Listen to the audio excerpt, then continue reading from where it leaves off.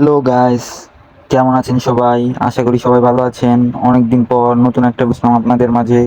আজকের ভিডিওটা হচ্ছে ত্রিশাল থেকে আমি যাব বিরিশিরি। মানে বিরিশিরি হচ্ছে কোথায় সেটা তো আপনারা হয়তো জেনে গেছেন। বিরিশিরি হচ্ছে দুর্গাপুর। এখন আপনাদের দেখাবো আমরা ত্রিশাল থেকে কীভাবে দুর্গাপুর যাই। বাড়ি থেকে বেরোয় উঠে পড়লাম বৃষ্টির দিন, সিএনজিতে করে যাচ্ছি। মানে এখান থেকে এখানে তো সিএনজিতে করে আসলাম, এসে আমরা ময়মনসিংহ যাওয়ার জন্য সিএনজিতে উঠে পড়লাম। রাস্তাঘাটের অবস্থা তেমন ভালো না, এই যে দেখতেই পারছেন বৃষ্টির দিন।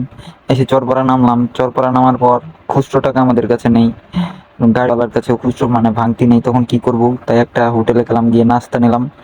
নাস্তা নেওয়ার পর টাকাটারে খুচরো করলাম। খুচরো করে আমরা সিএনজি ভাড়া দিয়ে আমরা এখন চলে যাব হচ্ছে ওই যে মানে কি যেন বলে, যেখান থেকে আর কি আমাদের মানে নেত্রকোনাগামী, মানে সরি, ওই যে যেখানে আমাদের দুর্গাপুরের বাসটা যাবে, বিরিশিরি বাসটা যাবে, ওইদিকে আমরা চলে যাব।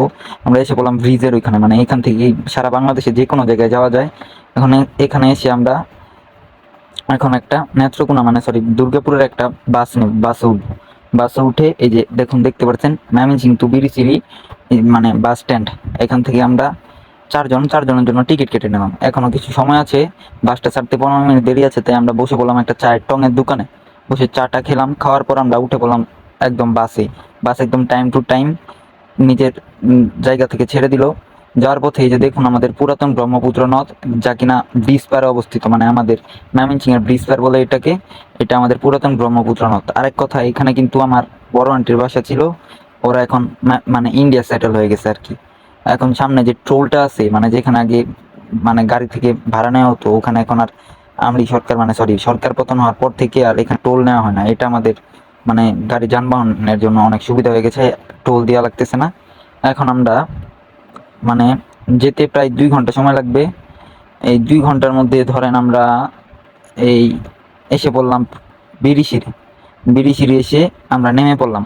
এখন দেখা হচ্ছে সামনের ভিডিও, কেমন করে বিরিশিরি আসলাম ত্রিশাল থেকে সেটা তো দেখতেই পেলেন।